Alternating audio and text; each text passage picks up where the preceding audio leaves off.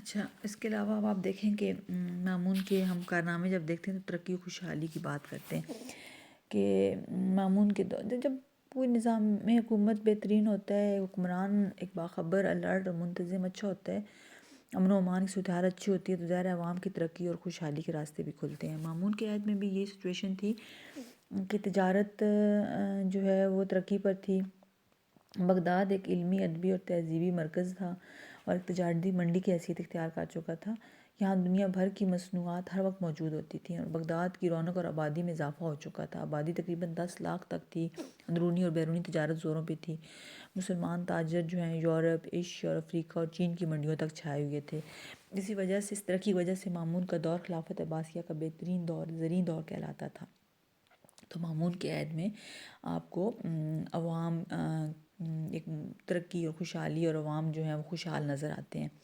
شعر و ادب کے حوالے سے عباسی حکمران شعر و سخن کے بھی بڑے شوقین تھے۔ مامون جو تھا اس کی ماں بھی ایرانی تھی، اس کی اپنی مادری زبان فارسی تھی۔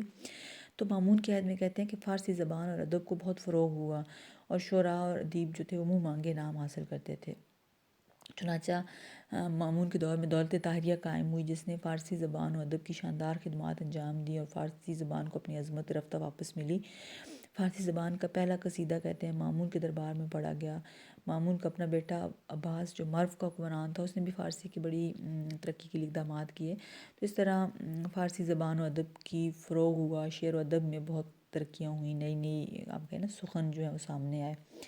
دینی علوم کے حوالے سے مامون نے اگرچہ خود اس طرح دینی علوم کی سرپرستی کم ہی کی، کیونکہ مامون الرشید ذرا اپنے دور کے بعد کے حصے میں نا سیکولر آزاد خیال ذہن کا حامل ہو گیا تھا، معتزلہ کی سرپرستی کی۔ لیکن ظاہر ہے اس کے دور میں جو ترقی و خوشحالی تھی، جو امن و امان تھا، اوورآل جو ایک ماحول بنا، اس میں پھر دینی علوم میں بھی بہت کام ہوا۔ امام احمد بن حنبل بہت بڑے فقہا میں سے نام ہے ان کا، فقہ حنبلیہ کے بانی ہیں، وہ مامون کے دور سے تھے۔ امام بخاری، ابن سعد، سفیان بن عینیہ، قاضی یحییٰ، یہ سارے مشاہیر اس دور میں موجود تھے۔ اگرچہ اس دور میں یونانی فلسفہ اور حکمت کے اصولوں کی وجہ سے مسلمانوں میں فکری انتشار پیدا ہوتا تھا، لیکن دوسری طرف یہ جو فقہاء تھے اور علماء اور محدثین تھے، انہوں نے علوم اسلامی کے اشاعت، تشریح اور فقہ کی تدوین میں بھی اپنی خدمات انجام دی۔ حدیث کی اشاعت ہوئی، تفسیر قرآن، ان تمام علوم میں کام ہوا۔ تو اس طرح ہم دیکھتے ہیں کہ دینی علوم میں بھی مامون کے عہد میں بہت زیادہ ترقیاں ہوئیں نا۔ موسیقی کے حوالے سے آپ دیکھیں کہ مامون کے دور میں اس کے دربار میں بڑے بڑے موسیقار اور مغنی اور گویے موجود تھے۔ مامون خود موسیقی کا ماہر تھا۔ اسحاق موصلی اس کے دربار میں زبردست موسیقار تھا اور ان کو بڑی قدر و منزلت حاصل تھی۔ دارالترجمہ کے حوالے سے مامون کے عہد میں دوبارہ سے وہی سرگرمیاں جو بیت الحکمت یا دارالترجمہ کی ہارون کے دور میں چل رہی تھیں، وہی مامون کے عہد میں دوبارہ سے شروع ہوئیں۔ مامون الرشید کا دور اس حوالے سے بڑا مثالی دور ہے کہ دارالترجمہ جو ہے وہ بہت بڑے پیمانے پہ کام کر رہا تھا۔ مامون نے منگل کا دن جو ہے وہ فلسفیانہ بحث و مباحثے کے لیے مخصوص کیا ہوا تھا اور ایسی مجالس منعقد کرتا جس میں مختلف مذاہب اور قوموں کے لوگ حصہ لیتے تھے۔ خلیفہ خود ان مجالس میں موجود ہوتا تھا۔ مامون کے دربار میں ہر زبان کے ماہر مترجمین موجود تھے اور کتب مختلف علاقوں سے لائی جاتی ہیں وہ ان کے ترجمے کرتے تھے۔ اس نے خود کیسر روم کو خط لکھا کہ ارسطو کی جو کتابیں ہیں خاص طور پہ ان کی تصانیف جتنی ملیں دی جائیں۔ تو وہ کہتے ہیں کہ کیسر روم نے نا یہ کتابیں قسطنطینیہ میں ایک مکان میں بند کی ہوئی تھیں، کیونکہ عیسائی مذہب کے جو علماء تھے وہ سمجھتے تھے کہ ان کتابوں سے، جو فلسفہ اور سائنس کی کتابیں ہیں، ان سے لوگوں کے عقائد میں بگاڑ پیدا ہوتا ہے اور مذہب سے دور ہو جاتے ہیں۔ لیکن کیسر نے اپنے درباریوں سے اور مذہبی رہنماؤں سے جب مشورہ کیا مامون کے اس فرمائش پہ، تو انہوں نے کہا کہ یہ تو آپ ضرور دیں، اور مذہبی رہنماؤں نے کہا کہ کچھ مذائقہ نہیں، فلسفہ پھیلا تو مسلمانوں کا مذہبی جوش بھی ٹھنڈا ہو جائے گا۔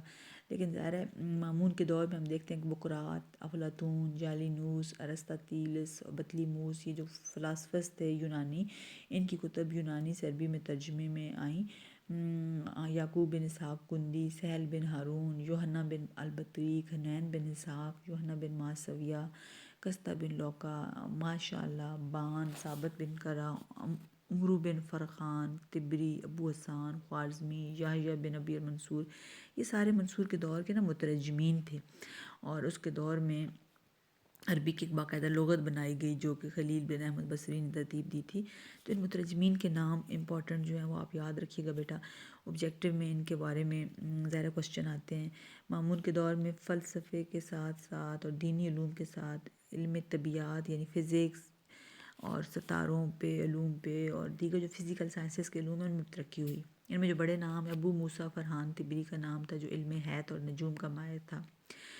علم حیات مطلب آسمان کی فلکیات کی یہ لوگ نا مطالعہ کرتے تھے، ستاروں کا، سورج کے غروب ہونے طلوع ہونے کے ٹائمز، چاند کے چڑھنے اترنے کے ٹائم، تو یہ فلکیات کا مطالعہ ہوتا تھا۔